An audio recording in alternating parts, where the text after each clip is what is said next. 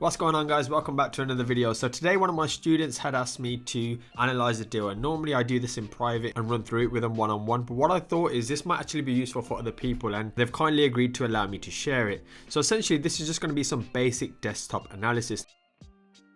Now obviously one thing I would say is, obviously before you go out and you purchase something like this or you put an offer down, is that you go and view it. Don't do stupid things that I did over there, because you want to try and mitigate the risks as much as possible. Now essentially this individual is just looking at a buy-to-let, and they're looking at a buy-to-let in terms of they've got a bit of money saved and they're thinking now is the time to get on the property ladder. So the property they've shown me is from Leicester. Now I haven't invested in Leicester personally, but again, this doesn't matter. I purchased properties 300 miles away, and I'll always purchase properties if the figures work. So what I'm going to do is actually analyze this deal. I'm just going to run through some basic stuff that I do run through. If you want obviously more in-depth knowledge or any questions you have, please do drop them down below and I will obviously help you with that. And of course, one thing I will quickly say is a good deal for you guys may not necessarily be a good deal for me, and vice versa. The word good is so subjective, and I kind of find myself hearing this so much, and it's like I don't know what else to tell you other than if you guys think it's a good deal and you're happy with the return on investment, you're happy with all the risks that this potential property gives you, because remember there's a risk with all types of investing, then by all means go ahead. Don't wait for me to say yes, this is the property for you. Otherwise you may, one, be waiting forever, and two, our goals and our situations may not align. So guys, let's jump straight into this. So what we can see straight away is that this is an apartment and it's a 2-bedroom. So the first thing you want to be doing is obviously looking at the photos and looking at the description. So very quickly guys, we can see straight away here it's a leasehold, as most apartments and flats are. A 2-bedroom located in a popular area. Now of course I don't know this area, but obviously we'll run into that later on in this video. Now I do have some plugins, and again guys, you've probably seen some of my videos sharing these, and these are useful, and we will run into that in a few moments. So it's a 2-bedroom apartment, leasehold 121 years, ground rent 395, and the service charge is 879.60. So these are really important things to know, and these are important costs that are gonna need to be factored in if this is a potentially good deal. So obviously this explains this. It's got all the room sizes and stuff as well.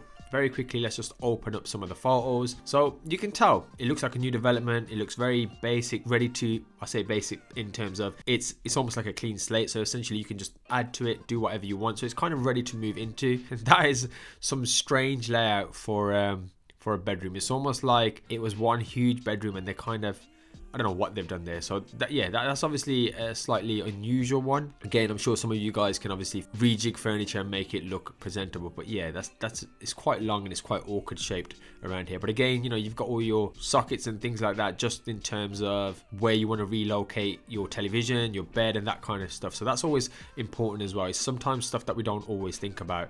You've got to be thinking, if you're not moving into it, what would a tenant be looking to do? Where could a tenant potentially position their furniture, for example? Basic bathroom, shower, little basin there. Everything looks pretty standard. And we know it's on for 119,000. Now they haven't said offers in region of or anything like that. Now very quickly, as I showed you guys earlier, this was listed in February for 135,000. Now I always say it's really good to have these kind of plugins, because you can almost analyze what's going on with the price, and the price now has come down to 119,950 pounds, and that happened within, what we're looking at, 7 months from February to August. So there's probably negotiation again, because according to this it hasn't been sold. So they're either looking to break even or take a certain amount of profit, but there's definitely room for negotiation here. So the first thing I'd always say is obviously negotiate the price you're happy to pay. So this price is fine. This is a listing price. That's not always a price that I go in with. You've also got some comparables here in terms of the yield, the rent. Again, I like to do my own, so we will be doing our own in this video. Comparables in terms of the rents and stuff. And then just very quickly, this is like the worst. Yeah, what is that? It's like somebody just scribbled. But yeah, obviously you can see the room sizes, you know, the ones that we're looking at. There's a bit of a hallway there. Not the greatest layout, but I think, you know, they're making do with what they can. So guys, now we have two choices. We can carry on doing some desktop analysis, so we can just throw the basic numbers into here. And just to save you guys some time, what I'm going to do is I'm going to throw the numbers into the deal analyzer, and I'll be back in a moment. Okay guys, so I've very quickly populated some of this deal analyzer. Now there are a few things that we need to run through together just to obviously show you guys my thinking. So essentially the purchase price we know at the minute doesn't necessarily mean we're going to offer that particular price. Stamp duty is automatically calculated with this wonderful formula at the bottom here. You haven't got to worry about it, but please do obviously double check it yourselves. And obviously here you can see it's the same. Solicitor fees, I put it as £1,000. Brokers and survey fees, around £350. It may be slightly more. I mean, we can change that to 500 just to be on the safe side. Now, what I've done here, because it's a leasehold, I just had to change the analyzer around ever so slightly. I've just linked together the EPC and gas safety because I can't be bothered to make more cells and play around with the spreadsheet itself. And that works out at around £8 a month. Sorry, I just realized I didn't divide it by 12 and use the brackets. Now, if any of you are mathematicians, you know about that formula. I think it's BODMAS or something. Anyway, I digress. So essentially, the leasehold costs per month are quite expensive. Now, this is one thing that's often overlooked with leasehold properties. And then the insurance costs, let's just say £13, give or take. I think I did it about 150. Yeah, £150. So essentially, that's your initial cost. Now, the mortgage will most likely going to take out is 75%, or at least that's what I would be doing in this particular instance, and I know my student is. On top of that, I just want to run through one more thing, which is the type of mortgage. So obviously, I've got a video on interest only versus repayment. Go check that out if you're interested. That way, make your own decision. You're not just doing what we're doing right now.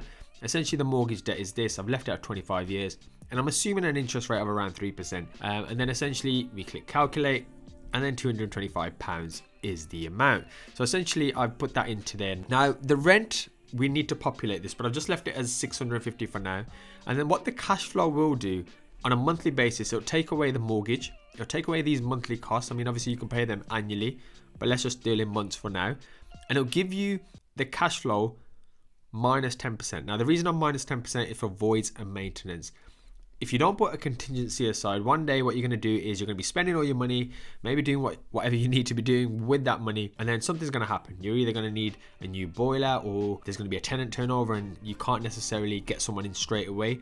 And that's why it's always important to have a buffer. And I normally put 10% aside for all of my properties. So essentially, that's your cash flow. But remember, that is after paying everything and with your contingency in place, you're walking away with £261 a month. Good deal? Entirely up to you. So one thing we now need to do is jump back over to the deal analyzing tab, and we're just going to run through some basic due diligence. So obviously I don't know much about Leicester, so one thing I'd always say is whack in the postcode here and essentially try and learn a little bit more about the demographics of that area. So how I do that is very simple. I Google it. So I'm just going to quickly show you guys. If you go here, I just literally copied this from here. So I literally took this, I essentially copied it here, and then I look for a postcode. So this is a postcode, guys, we're going to go with. Obviously, if you know the postcode, fantastic. You know, you can get this off the agent. You can probably find it out if you're from Leicester.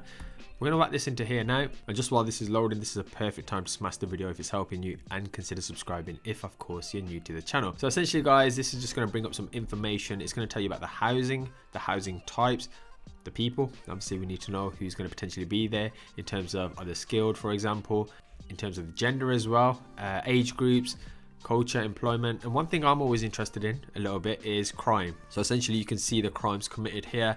Obviously, you know, you guys can do your own research with that, and then you can see also what's nearby. So this is very, very useful. Now, normally I used to use Google Streets, but I just find Street Check kind of does the homework for me.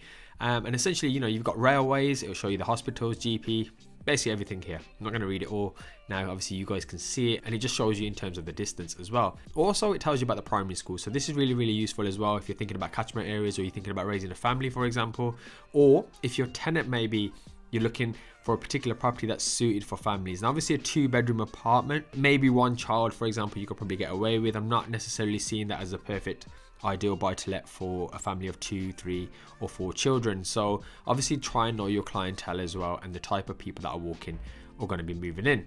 Now, one thing I will very quickly say, I've just thought of something else. Ask these guys what are the types of tenants moving into these kind of properties. And then also what you want to be doing is asking other letting agents as well, what are the types of tenants that will be moving into these types of apartments. And that's going to be really, really useful information for yourselves to then get an idea of the demographics. Is it working professionals? Is it single working professionals? Is it somebody who just newly got married, for example? I mean, these are all really important things. So obviously, you know who you're going to be advertising it to. So once we've done this, guys, then obviously we want to be looking at the rentals. So we're going to just have a look at the rental figures. Now we know it's a 2-bedroom. We also know it's a flat and apartment. We're just going to stick to there. And I just made a mistake. We're going to click this as well. This is really useful because this shows you what's actually been let.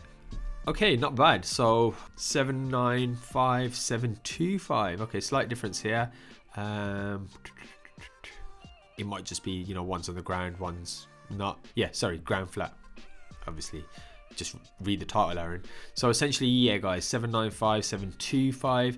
Listen, I'm gonna be really conservative here, and I'm just gonna put 725 here, just to be very conservative, because obviously we want to make sure that these are getting let. Now, this only come out a month ago, so potentially circumstances could have changed, potentially not. So 700 maybe, just to get it rented out quicker. Again, speak to letting agents about this. Then what we want to be looking at is what they sell for. Now, this is also very important. So okay, quite a lot have been selling. Leasehold 132, and that was in 2018.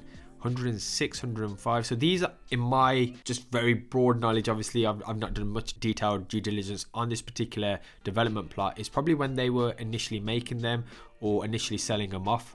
Or maybe this, I mean, I'm not sure how old the development is, but sometimes you can get a discount if, you know, if obviously you're buying it earlier. Yeah, it was a new build in 2016. So these guys literally were probably getting slight discounts perhaps. I mean, 117, 132. Now you got to think, if a surveyor is going to come and look at this, they're going to be looking at these kind of figures. So what are we looking at? 120 grand. I mean, it's kind of in the middle. I'd still be cheeky and, you know, try and push it a little bit lower. But again, guys, this is entirely up to you and how you negotiate to see what they're willing to take. So that's useful. I think because it's got comps in the actual development itself, I'd normally stick with those. But if we just click, you know, half a mile away, the Circus, 118. Doesn't say how many bedrooms this one is. Yeah, I mean, I'd still negotiate on the price. Again, obviously what you can afford, but essentially these are the kind of comps you want to be looking at. Repeat everything with Zoopla, guys, so recently sold and also the rents as well, just to see if there's any discrepancies in this or you have more up-to-date data. I won't do that now, obviously, to keep this video short. And again, guys, you can do this on mouseprice as well, and I haven't used mouseprice for ages, but they seem to have upgraded their website. So this will just literally show you the last sales. Okay, perfect. So in February 22, 2019, it sold for 112. One sold for 135 2 months before that. So guys, try and get a sweet spot. I mean, there's no harm in offering 112,000, and that way, you know, you're pretty much getting one of the cheapest ones, bar this person here in flat 32 who got a bit of a steal. So once we've done that, that's pretty much the main gist of it. And then what we essentially do is we come with a net yield and a gross yield. Now the gross yield obviously is, as many of you know, is your rental income times 12 divided by the purchase price of the property. Now net yield is something I prefer to do personally, because that way you know exactly what you're getting. So you're getting 3.29% on your money with all these costs factored in, and you've got an asset at the end of the day. Now that's definitely more than the bank, for example.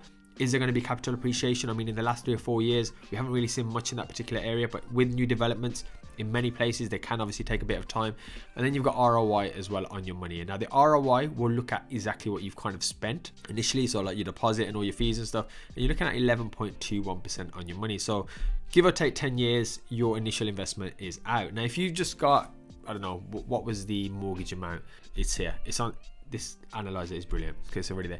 So you're going to be spending just over £30,000 on this. So if you're happy to get that back in 10 years and just have a property bringing in income, then maybe this is a good deal for you, maybe not. But guys, that's pretty much where I'm going to leave this video. Obviously, if you want to download this, there is a link and you can get it for free. I'm going to be doing more classes over on Skillshare as well for you guys, so it's probably going to be in your benefit to obviously sign up. Other than that, any questions, please do let me know in the comments down below. And as always, guys, when you guys couldn't be doing anything but you chose to spend a few moments with me, that makes you pretty awesome. So until next time, guys, thanks for watching. Oh, and Happy New Year.